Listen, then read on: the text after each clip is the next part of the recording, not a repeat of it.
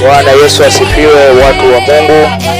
Ninapenda kuchukua nafasi hii kuwakaribisha kwenye ibada nzuri ya Pasaka. Tutakuwa na ibada ya mkesha siku ya Jumamosi.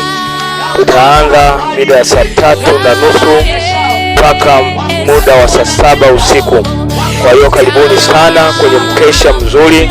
Tutakuwa mkesha wa ibada, tutakuwa mkesha wa kumsifu Bwana, lakini pia utakuwa ni mkesha mzuri kwa ajili ya kusikia neno la Mungu na maombezi, na pia tutakuwa na ibada nzuri yenye baraka sana, na mimi Yesu ataonekana, atashuka na kujidhihirisha katika ibada hiyo ya mkesha. Lakini pia Jumapili ya kuamkia siku ya Pasaka tutakuwa na ibada nzuri ya sikukuu ya Pasaka, kufurahia Yesu Kristo aliyekufa msalabani amefufuka kwa ushindi mkubwa.